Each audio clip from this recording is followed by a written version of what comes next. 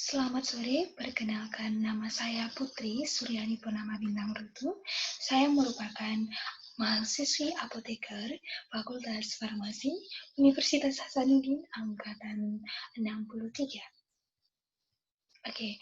Baiklah. Sebelumnya saya akan menjelaskan tentang meningitis.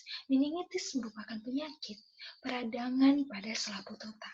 Nah, selain meningitis, ada juga yang disebut dengan ensefalitis, yaitu merupakan penyakit peradangan pada otak. Dalam beberapa kasus, dalam beberapa kejadian, kedua penyakit ini sering terjadi bersamaan yang disebut dengan meningokefalistis. Nah, meningokefalistis merupakan penyakit yang menyerang sistem saraf pusat yang dapat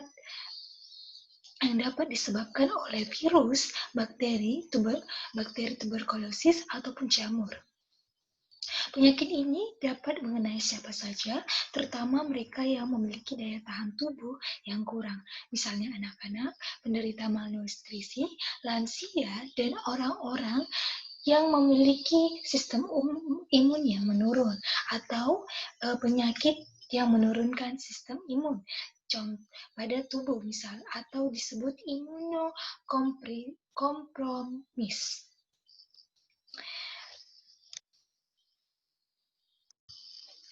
Pasien yang mengalami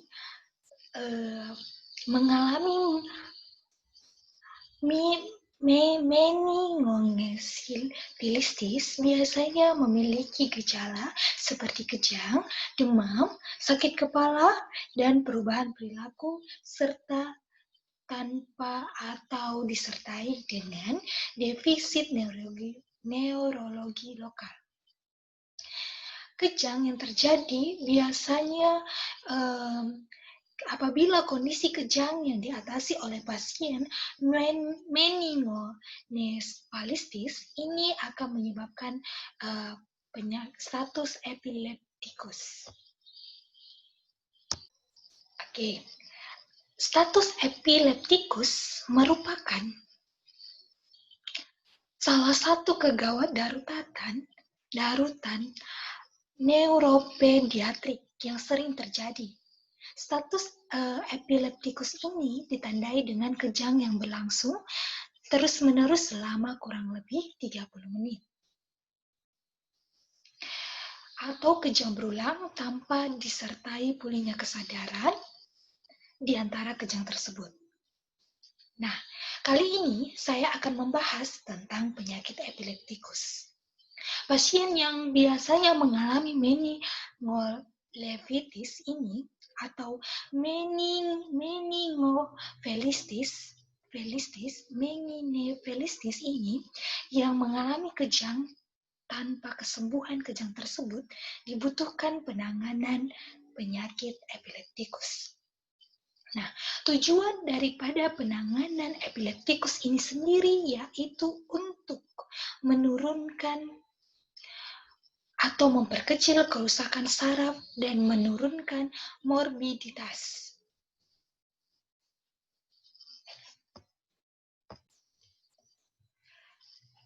Nah, salah satu penanganan pertama untuk kejang yang diakibatkan oleh meningokefalistis adalah benzodiazepin. Golongan benzodiazepin contohnya adalah diazepam.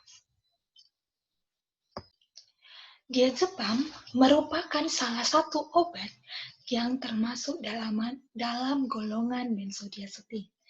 Diazepam ini biasanya digunakan sebagai terapi awal pada pasien dengan status konvulsi atau kejang demam. Nah, pasien tadi yang mengalami meningokefalistis yang ditandai dengan kejang demam, maka kita obati dengan diazepam yang merupakan golongan benzodiazepin. Nah, diazepam ini memiliki indikasi sebagai pemakaian jangka pendek pada anestesa atau insomnia tambahan pada putus alkohol akut, status epileptikus, kejang demam, spasme otak. Karena pasien kita tadi itu mengalami meningitis yang ditandai dengan gejala demam kejang, maka diberikan benzodiazepin yaitu diazepam, sehingga yang memiliki kontraindikasi dengan pasien yang memiliki depresi akut, depresi pernapasan, gangguan hati berat, mistenia gravis, insufiensi sempit akut, serangan asma akut, kemudian pasien yang hamil 3 bulan pertama atau trimester pertama tidak diizinkan untuk mengonsumsi diazepam. Karena pasien yang sedang hamil ini diazepam bersifat teratogenik atau menyebabkan cacat pada bayi. Kemudian diazepam ini sendiri dapat mengganggu kemampuan mengemudi karena dia bersifat sebagai anestesi atau menyebabkan rasa kantuk pada pasien yang mengonsumsi diazepam ini. Kemudian efek samping daripada diazepam ini yaitu kelemahan otot, ataksia, reaksi paradoksial dan agresi, gangguan mental, amnesia, ketergantungan, depresi pernapasan, dan kepala terasa ringan hari berikutnya. Untuk dosis sendiri dari diazepam, untuk pasien yang mengalami kejang demam, seperti pasien kita tadi yang mengalami meningonephalitis, itu diberikan diazepam rektal. Apabila dengan rektal itu 0,5 mg per kilogram berat badan atau 5 mg apabila berat badannya kurang dari 10 kg, tapi ketika lebih dari 10 kg maka diberikan 10 mg. Apabila pasien dengan pemberian rektal ini tidak memiliki efek sama sekali dan mengalami kejang berkelanjutan meski telah diberikan diazepam secara rektal, maka diberikan diazepam secara intravena, yaitu dengan dosis 0,2 sampai dengan 0,5 mg per kilogram berat badan pasien, diberikan dengan kecepatan 2 mg per menit.